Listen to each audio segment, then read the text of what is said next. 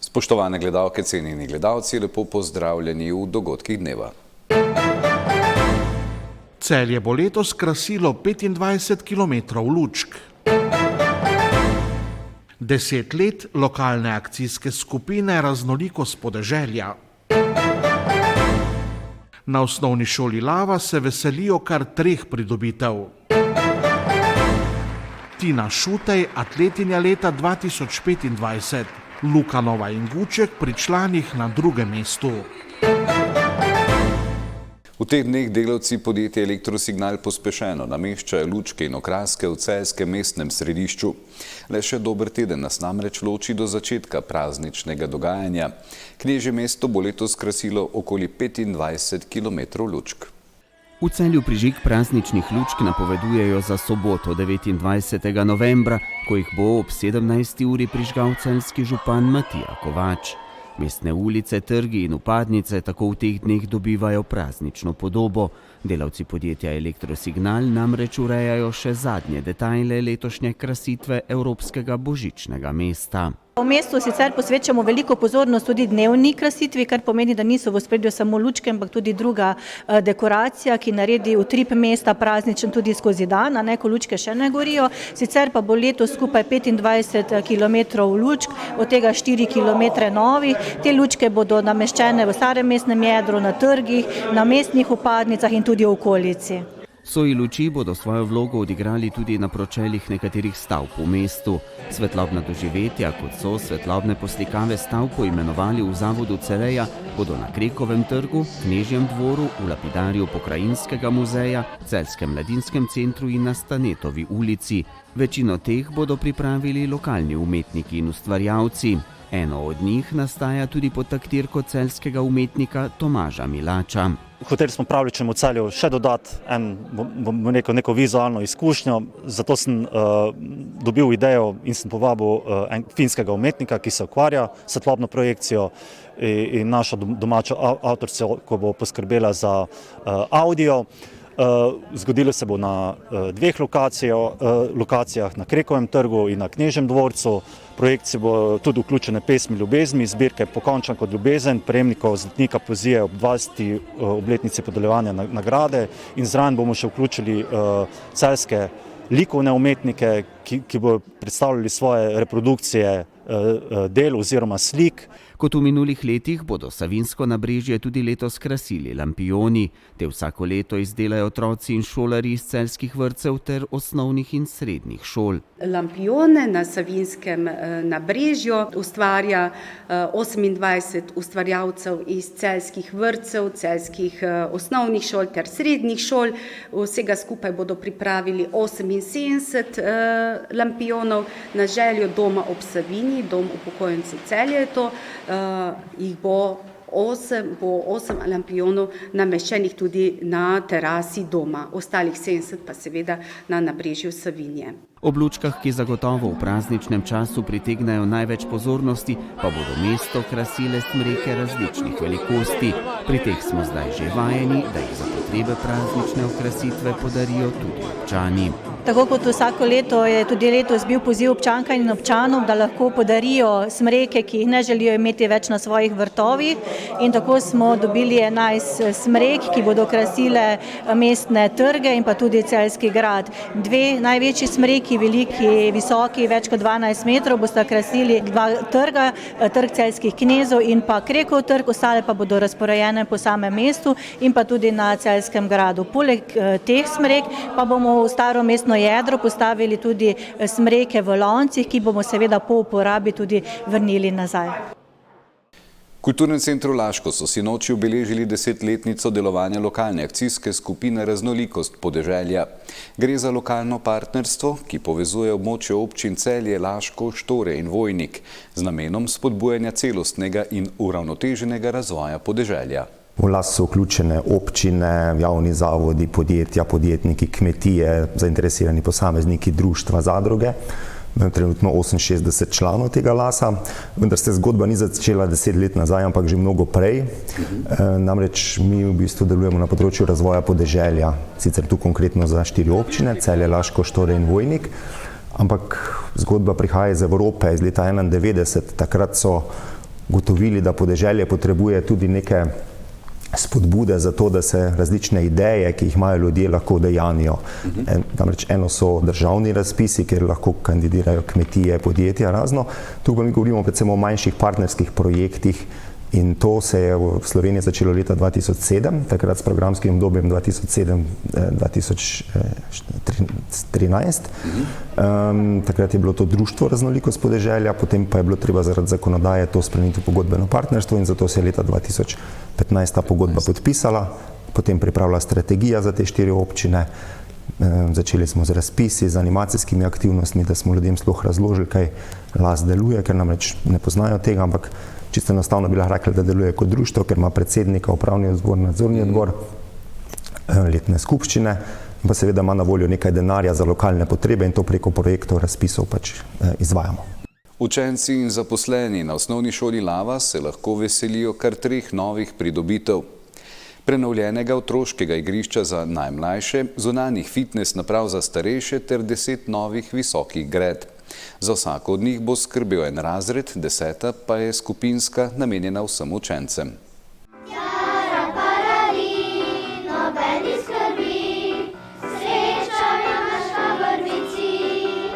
Visoke grede, igrišče in fitnes naprave so uradno namenu predali včeraj, ko so predstavniki razredov v grede tudi posadili prve vrtnine. Na šoli upajo, da bodo nove pridobitve učencem služile čim dlje in čim več različnim generacijam otrok. Vse, kar pri nas dodajamo tudi v zunanjem okolju, dodajamo vedno z namenom, da otroci dejansko pridejo do izkustvenega učenja. Do izkustvenega učenja zaradi tega, ker je vse preveč teorije in jim sicer pri pouku ne moremo tega ponuditi v razredih, ampak lahko pa seveda, ker imamo zunanje površine, tako bomo rekli radodarne, jih urejamo prav zaradi tega, da bodo lahko otroci resnično veliko teh ciljev, ki bi jih sicer se morali teoretično naučiti, tudi preizkusili. Temu je namenjeno. Temu so namenjene visoke grede, še posebej res zdaj, ko smo dobili 2 takšna zelo pomembna razvojna projekta oziroma razvojni nalogi, kjer bomo usmerjeno učili otroke tudi zavedanja o trajnosti, torej trajnostnem ravnanju in delovanju in pa finančni pismenosti. Poskrbeli pa niso le za učenje, ampak tudi za igro. Na Mestni občini Celje smo se že pred časom odločili, da bomo obnovili vsa otroška igrišča v mestnih četrteh in krajevnih skupnosti in temu res sledimo. Danes smo v uporabo predali prenovljeno igrišče otroško pri osnovni šoli Lava, ne samo v uporabo, tudi v upravljanje otrokom. Upam, da bodo skrbeli za to igrišče, za najmlajše res tole igrišče, za malce starejše fitnes naprave. Otroška igrišča in fitnes naprave bodo služile vsem učencem, ene mlajšim, druge starejšim. Ker vemo, da je igra še vedno zelo zaželena tudi v osnovni šoli in obnovljeno otroško igrišče bo zagotovo dalo prvošolcem in drugošolcem še nekaj več v tem smislu. Sem pa iskreno vesela, ko vidim tukaj zdaj zadaj naše te velike 7-šolce, 8-šolce, 9-šolce, kako uživajo na fitnes napravah. To je bila že moja dolgoletna želja. Seveda nikoli nismo zbrali toliko denarja, da bi lahko to naredili, ampak zdaj nam je pa uspelo dejansko povezati 3 izjemno pomembne dejavnike, ki podpirajo naša prizadevanja in lahko rečem, da smo vsi tega veseli. Visoke grede bodo učencem osnovne šole Lava prinesle široko paleto znanja.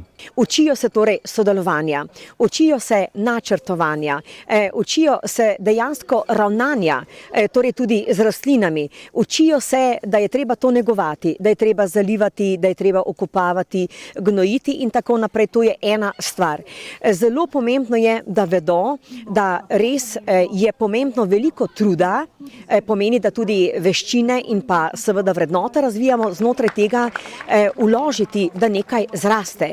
Da ni samo po sebi umevno, da mi gremo na tržnico, trgovino in kupimo, ampak da lahko tudi sami marsikaj naredimo. Zakaj pa to želimo od 1. razreda naprej? Ker v 9 letih šolanja potem tudi ponotranijo in pa tudi tako dejansko razvijajo kompetence in veščine. Seveda pa so igrišča v prvi vrsti namenjena zabavi. Verjamem, da se bodo otroci tu dobro počutili, tudi njihovi starši, sklepali nova prijateljstva, utrdili nova in skrbeli za to, da bo okolica urejena in tudi na voljo prihajajočim generacijam.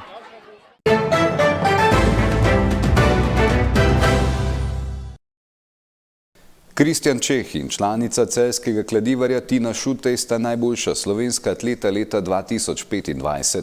Najboljši trener je postal Milan Kranjc, ki vadi Šutejevo. V članski kategoriji sta drugi mesti osvojila člana Kladivarja Klara Lukan in Matic Ijan Guček. Atletska zveza je letošnjo prireditev Najatlet 2025 pripravila v Celjskem narodnem domu. Od višine se sveti.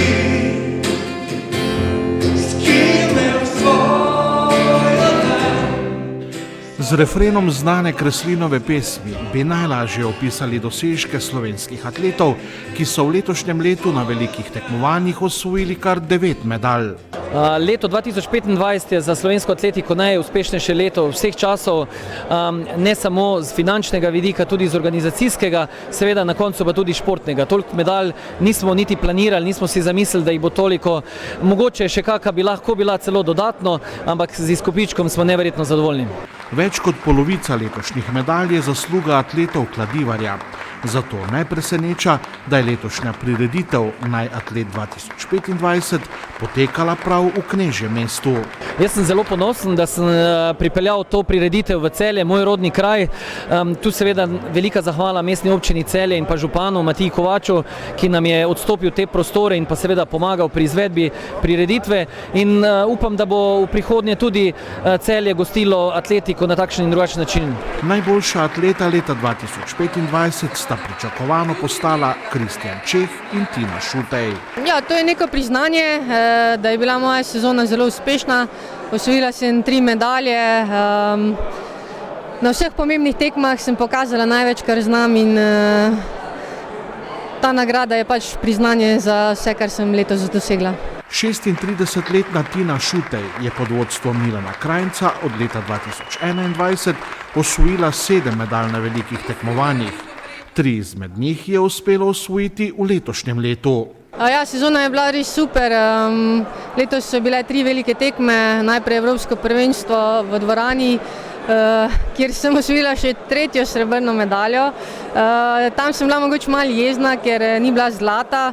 Mislim, da je bila kar lepa priložnost, ampak seveda po lanski neuspešni sezoni, seveda tisti olimpijski sezoni, sem bila vesela, da sem nazaj. Potem tudi medalja na svetovnem prvenstvu v Nanjingu, super uspeh, ne vem, pač res neverjetno. Imeli smo srečo, da sta bile 2 veliki tekmi in jaz sem na obeh pokazala največ. Največ mi pa seveda pomeni medalja na svetovnem prvenstvu v Tokiu. To si že zelo dolgo želela, tudi edina, ki mi je manjkala. In ja, letos se je res vse poklopilo, tako da ja, super. In kaj atletinja, ki je za slovensko reprezentanco zbrala že 50 nastopov, pričakuje od prihodnjega leta? Letos me mogoče malo moti to, da nisem skočila državnega rekorda. Upam, da mi bo v naslednjem letu uspelo. Zdaj se v bistvu že en mesec pripravljam. Zaenkrat vse poteka dobro. Seveda ena želja pa je, da bi osvojila tudi zlato medaljo. Ta mi še manjka, bo pa vsako leto težje.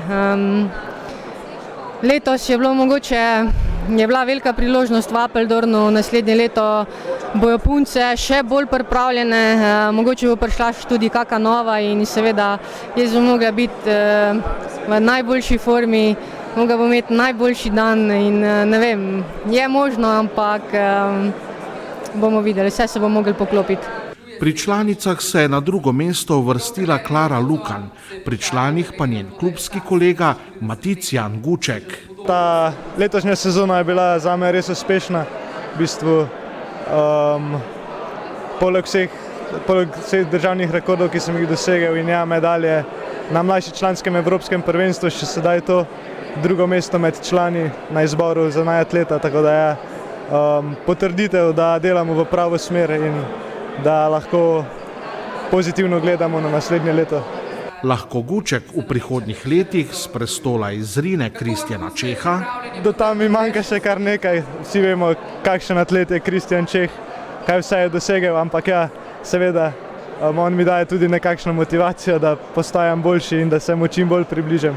V letu 2026 bo glavni cilj atleta, nad kariero katerega bdi legendarni Miro Kocovan starejši, Evropsko prvenstvo v Birminghamu. Naslednje leto me čaka Evropsko prvenstvo v Birminghamu, to je največji cilj za naslednje leto, tako da stopnjujemo formo do takrat in kaj se bo zgodilo tam, bomo pa še videli.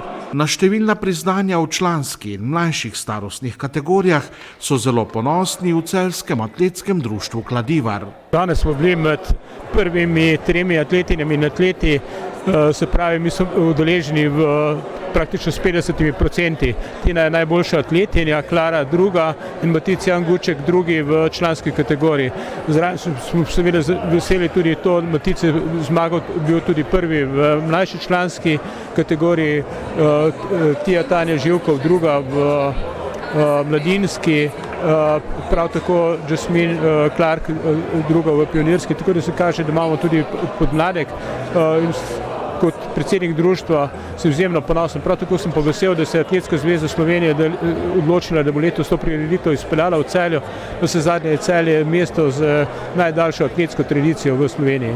Leto 2025 je bilo za Kladivar najuspešnejše v 75-letni zgodovini. V predverju dvorane je razstava letošnjih medalj za velikih atletskih tekmovanj in več kot 50% teh medalj je celjskih. Seveda najboljša Tina, ki je prispevala 3, po eno sta pa Guček in pa Jan Matic Guček in pa Klara Lukan. Resnično tudi naši člani so se izkazali, bili so državni članski prvaki, mlajši mladinci, državni ekipni prvaki, tako da je sezona, v kateri Kladivar praznuje 75-letnico, je resnično izjemno uspešna. Pri Kladivarju se zavedajo, da bo letošnje dosežke v prihodnjem letu težko ponoviti. Cilji za 2026 seveda so ambiciozni, takšno sezono je seveda težko ponoviti, vendar res verjamem, da Tina ni rekla še zadnje besede, naslednje leto je Evropsko prvenstvo v Birminghamu, na katerega seveda vsi pričakujemo odlične rezultate, ne samo od nje, tudi od Gučka in pričakujemo, da še bo kdo od naših mlajših atletov tudi sodeloval tam. V vodstvu Atletske zveze, ki se letos lahko pohvali z rekordnim proračunom v višini 3,5 milijona evrov, se nadejajo, da se bodo v letu 2026 približali dosežkom letošnjega leta. Ni nemogoče, namreč drugo leto je toliko tekmovanj na takem nivoju, da mogoče celo lahko res presežemo, namreč imamo Evropsko prvenstvo v Birminghamu, kjer mislim, da imamo precej več kandidatov za medalje, kot smo jih letos imeli. Seveda tudi v mlajših kategorijah se bodo naši atleti potegovali za najvišja mesta. Hkrati pa tudi na organizacijskem področju prirejamo Evropsko prvenstvo v gorskih in trail tekih, kar je eno izmed večjih tekmovanj evropske atletike, tako da tudi tu bomo na podobnem nivoju.